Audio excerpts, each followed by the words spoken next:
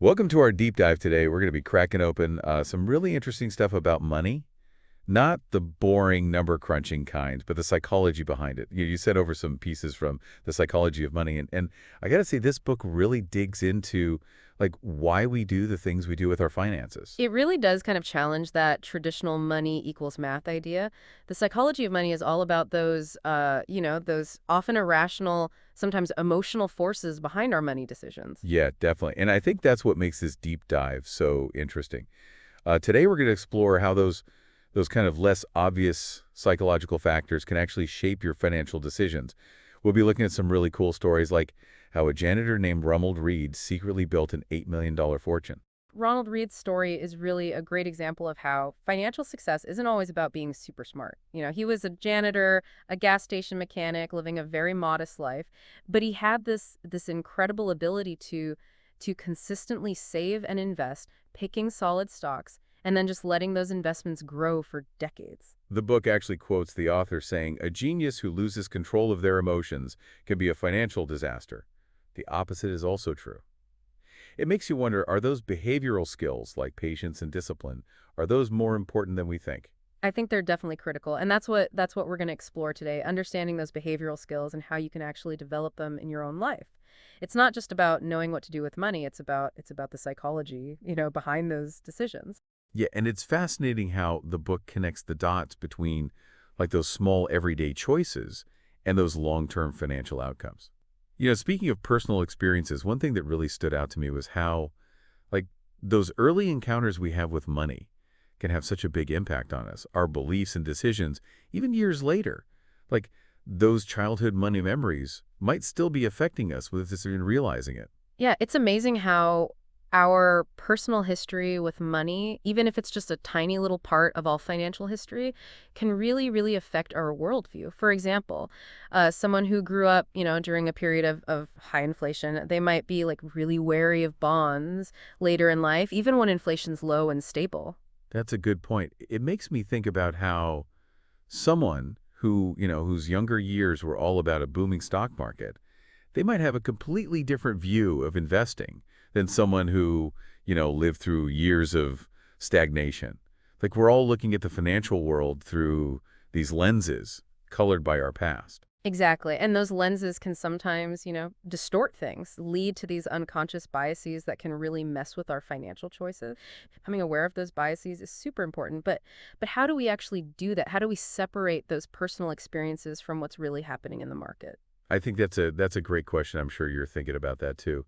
The book offers some pretty insightful strategies for like identifying and challenging those really deep-seated beliefs about money. That's a great first step towards making more objective decisions. But it's not just about our past experiences, right? The book also tells this fascinating story about this lively, successful businessman, Rajat Gupta, I think, and he risked everything trying to get more wealth, even though he already had millions. What are your thoughts on that? Rajat Gupta's story is a really interesting one, but also kind of a warning, I think. I mean, he was worth something like $100 million. That's more money than most of us can even imagine.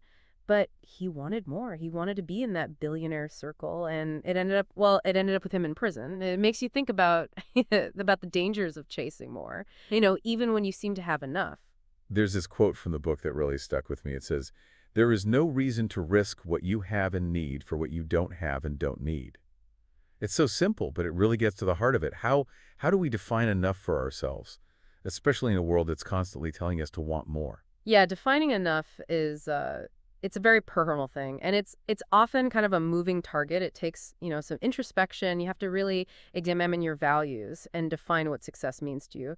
One of the biggest things that gets in the way of defining enough, I think, is comparing ourselves to others. It's so hard to avoid that, though, isn't it? I mean, we're constantly seeing these images of, people's perfect lives, their financial successes. It's everywhere. But the book emphasizes that, comparing ourselves can just fuel that desire for more, even when it's not what we truly value. Social comparison can really lead us down this path of chasing someone else's idea of success. And that can create this never-ending cycle of wanting more, bigger, better. But the book, encourages us to break free from that cycle and set goals that actually make us feel good, rather than just keeping up with the Joneses. I think that's really important for you as you think about your own financial journey. It's not about winning some external game of wealth. It's about figuring out what really matters to you and then making sure your financial choices are supporting those values. So we've talked about mastering emotions, the influence of past experiences, the downsides of chasing more. Now let's talk about something that often gets lost in the emotional side of finance, the power of compounding. The book uses this really interesting analogy to explain compounding. It talks about the formation of ice ages. It might seem strange at first, but just hear me out. It talks about these tiny, tiny shifts in the Earth's orbit, shifts that are barely noticeable, but over long periods of time, they trigger these massive ice ages. Wow, that's an interesting comparison. I'm definitely curious. So these tiny changes building up over time, they can lead to such huge changes. So how does that relate to our finances? Well, think of it like this. Just as those little orbital shifts can create those huge ice ages, small, consistent gains in your investments, they can compound over time and create surprisingly big results. It's kind of like a financial snowball effect, right? Small actions repeated over time, building momentum and eventually, transforming your entire financial situation. Exactly. And the book actually highlights this by comparing it to the growth of hard drive storage capacity. Over the last few decades, the growth has been incredible, going from kilobytes to terabytes. And it's a good reminder that compounding isn't just some abstract idea. It's a real force at play in the world, in our finances too. Okay, I'm starting to see how this all connects. But here's the thing. We've all heard about compounding, right? We've seen the charts, we've heard the success stories. But knowing about it doesn't always mean we act on it. How do we overcome that human tendency to underestimate it and actually make it work for us? Well, I think a big part of it is changing how we think. Shifting from thinking short term to long term. It's about delaying gratification and trusting that those small, consistent efforts will pay off eventually. It's about being patient enough to let those gains build up over years, even decades. So patience is key. Got it. But the book also talks about something else I think a lot of us struggle with, staying wealthy. Tells the story of Jesse Livermore, who, made and lost a fortune in the 1929 crash, and then Warren Buffett, who's had long-term success. What do you see as the main takeaway from that? I think it highlights that making money and keeping money are actually two very different skills. They each need a different approach. And the author points out that keeping wealth actually needs the opposite of taking risks. It needs humility, knowing that what you've built can be lost, frugality, and recognizing that luck plays a role too. It's a good reminder that staying wealthy means you got to change your mindset. Focus on preserving what you have and being careful, not just always chasing the next big win. So how can someone apply that to their own life? What are some steps they can take to build that stay wealthy mindset? I think one really important step is just accepting that setbacks and failures are going to happen. It's part of the journey. It's not about avoiding them completely. It's about planning for the unexpected and building that financial cushion to help you get through those rough patches. Yeah, that makes sense. And speaking of planning for the unexpected, the book introduces this really interesting idea of tails. Yeah, the idea of tails is all about how in business, investing, even in life, a few extreme events, they often have a huge impact on the overall outcomes. It's like how Walt Disney, he had a bunch of flops before he made Snow White, but that one success, it totally transformed his whole company. And there's some really interesting data in the book about the performance of companies in the Russell 3000. Turns out just a small percentage of those companies are responsible for the vast majority of the returns for the entire index. Exactly. A small number of big winners often carry the weight for everyone else. This idea really highlights how important it is to understand that, setbacks and failures, they're not just normal, they're actually expected. So how can we mentally prepare for those unexpected tail events that can just totally mess up our plans? I mean, they're called unexpected for a reason, right? One way to prepare is by, diversifying your investments. Don't put all your eggs in one basket. Another thing is building that financial buffer to help you get through those unexpected things without derailing your long-term goals. It's like having a safety net for your finances so those unexpected tail events don't totally wipe you out. Absolutely. It's about making your financial life resilient so you can stay in the game even when things, don't go as planned. So we were talking about building that financial resilience, and it makes me think of another analogy from the book. that volatility is like a price of admission. What are your thoughts on that? I think it's a really great way to think about the ups and downs of the market. The book compares it to like going to Disneyland. You wouldn't expect to get in for free, right? You got to pay for that experience. Well, financial markets, they have a price of admission too. Volatility, uncertainty, and yeah, the chance of losing money in the short term.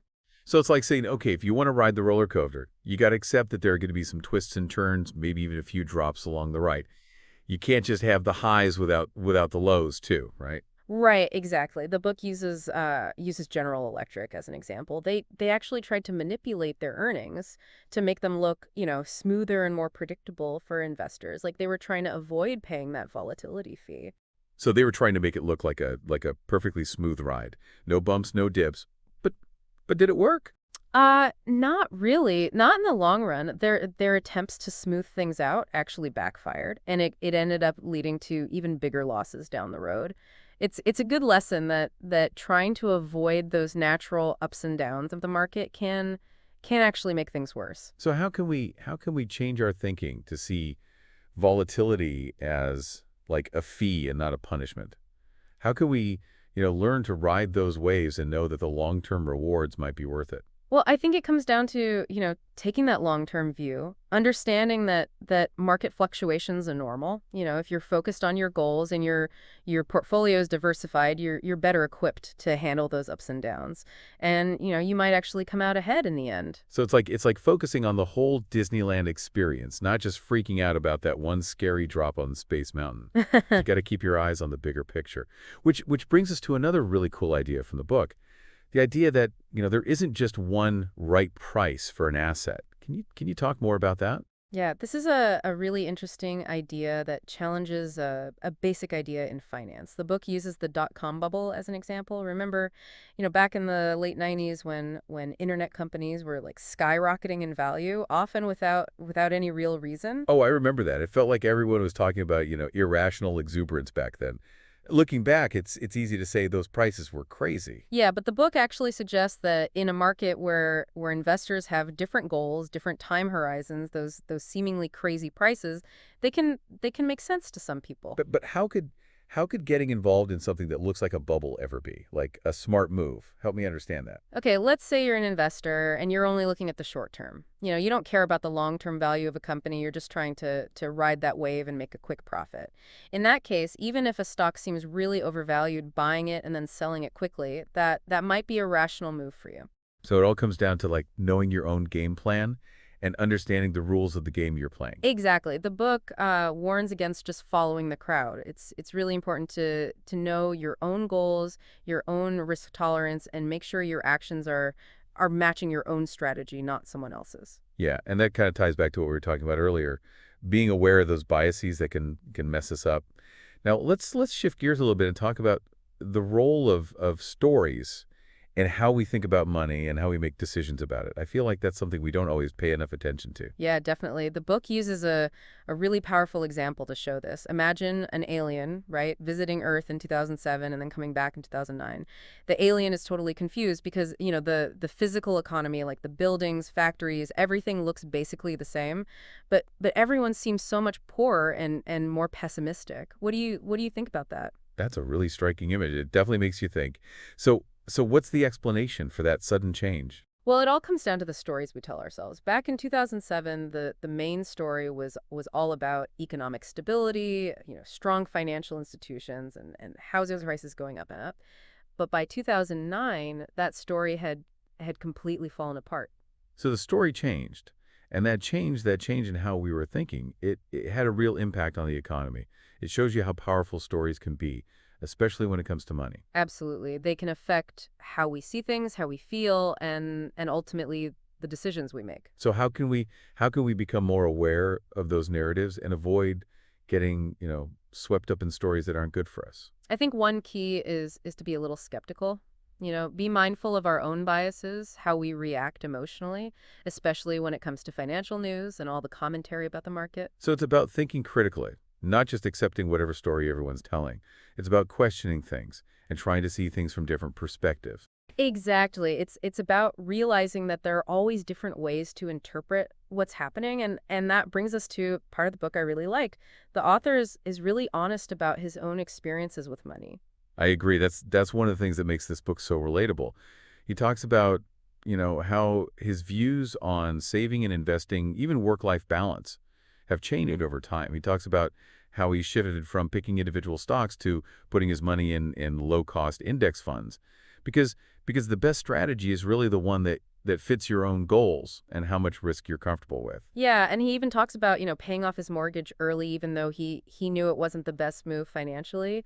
For him, the peace of mind that came with being financially independent, that was more important than the potential gains. It's a good reminder that personal finance is, well, it's personal. There's no one right way to do it. What matters most is finding what works for you, what fits your values, and what helps you reach your goals. Absolutely. It reinforces the idea that you got to define what enough means to you. It's not just about, piling up money. It's about using your money to create a life that has meaning and makes you happy. That's a really great point. It's about aligning your money choices with the life you want to live.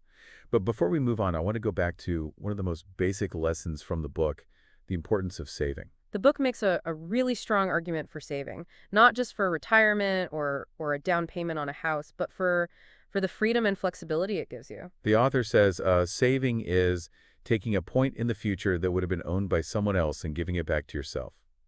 That's such a cool way to think about it. It really shows how saving can give you the power to make choices and deal with life's challenges on your own terms. It's about taking control of your future. And it all ties back to, controlling your time and building a life where you're not always at the mercy of someone else's demands.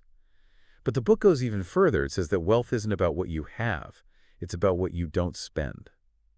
What do you think about that? It's like the author wants us to completely rethink what wealth means. He says true wealth isn't about, fancy cars or expensive vacations. It's about the security and flexibility that come from living below your means and making saving a priority. It's like that saying, wealth is what you don't see. Exactly. It's about having that financial cushion, the freedom to do what you're passionate about, and the ability to make choices based on what really matters to you, not based on financial limitations. I really like that perspective. It shifts the focus away from material things to something way more valuable. Peace of mind and the ability to live life the way you want. But before we wrap up, I want to touch on one more thing that really resonated with me. The idea that, intelligence isn't the only key to being successful with money. Yeah, in a world where information is everywhere and intelligence is becoming more common, the book argues that being flexible and adaptable, those are way more important. The author makes this interesting point about how, the competition we face has gone from just our local town to a global network of millions, even billions of people. Right. So in this new world, just being smart isn't enough. What really makes a difference is your ability to adapt, learn new things, and navigate all this constant change. And having that financial flexibility, like having savings, that can give you the freedom to adapt and make those changes. Exactly. It's like having a runway that lets you take risks, go after new opportunities, and make choices that someone living paycheck to paycheck just wouldn't have. I think that's a really empowering message. It's not about, being born with some special talent or being a genius. It's about developing those skills, being flexible, and making smart choices with what you have. We've talked about so much in this deep dive. How our past affects our money decisions, the power of compounding and being patient, figuring out what enough means to you, and those hidden costs that come with financial success. We've also talked about how important narratives are in shaping our beliefs about money and being a little skeptical when we hear financial news and information. And we talked about how valuable it is to build that financial cushion to give you freedom, flexibility, and the ability to deal with whatever life throws at you. So with all that in mind, what are your key takeaways for our listeners today? What's the one thing you really hope they remember from our discussion of the psychology of money? If there's one thing I hope people take away from this is that, personal finance isn't just about the numbers. It's about understanding yourself, how you think about money, and using that knowledge to make choices that match your values and goals. I love that. It's about taking charge of your financial life and using money as a tool to build a life you truly enjoy. Thanks for joining us for this deep dive. And until next time, keep exploring, keep learning, and keep questioning the world around you. We've covered a lot in our deep dive into the psychology of money, haven't we?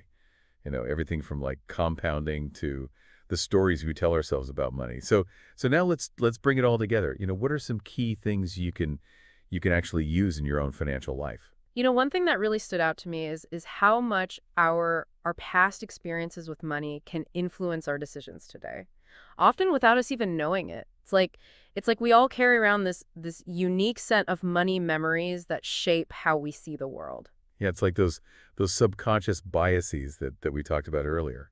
Exactly. Recognizing those biases, that's like the first step to making better decisions. Decisions that are more objective and really line up with what you want to achieve. I totally agree. And one of the biggest takeaways for me was the importance of patience, especially when it comes to investing. It reminds me of Ronald Read, the grandeur who built that $8 million fortune. He wasn't trying to get rich quick. He just invested consistently and let time do its work. That's where the power of compounding comes in. It's those small gains building up over years, even decades.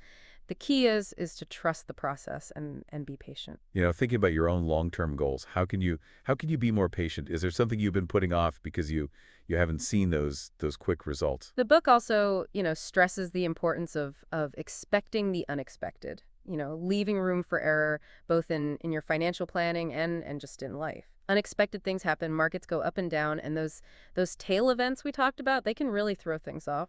And that's where having a safety net, spreading out your investments and not taking on too much risk, that's so important. Absolutely. It's like having a shock absorber for your finances helps you deal with those bumps in the road. But even with the best plans, things aren't always going to go perfectly. How can you, mentally prepare for those inevitable setbacks? That's a great question to think about. And while we're on the topic of finding what works for you, the book reminds us that there isn't just one right way to manage your money. Personal finance is, well, personal. Right. What works for one person might be a total disaster for someone else. The key is to find a strategy that fits your goals, your values, and how much risk you can handle. Totally. And that might mean, trying different things out. Don't be afraid to experiment and see what feels right for you. And as you're doing that, remember what the book said about questioning those financial narratives, those promises of something for nothing. Right. There's always a cost, whether it's volatility in the market, hidden fees, or the opportunity cost of chasing some get rich quick scheme. The important thing is to be aware of those costs and make smart choices, understanding the potential risks and rewards. So as you're making those choices, how can you cut through all the noise and figure out what really matters to you? That's where self-awareness comes in. Knowing your values, your goals, and being honest with yourself about your strengths and weaknesses. And maybe most importantly, the book really challenges us to define what success means to us. Is it about having as much money as possible, or is it about using your money to create a life that feels meaningful? That's such a powerful question to think about. What does financial success look like to you? What do you want your money to do for you? The book ends with this really thought-provoking question. What do you want to do with your money? It's simple, but it makes us really think about our values and what's important to us. It reminds us that money is just a tool, right? It's not the end goal. Exactly. It's about making your financial choices match the life you want to live. Well, I hope this deep dive into the psychology of money has given you some new ideas and maybe inspired you to think differently about your own financial journey. Remember, it's not just about the numbers. It's about understanding yourself, your relationship with money, and using that to make choices that lead to a truly fulfilling life. Thanks for joining us on this deep dive. We'll see you next time.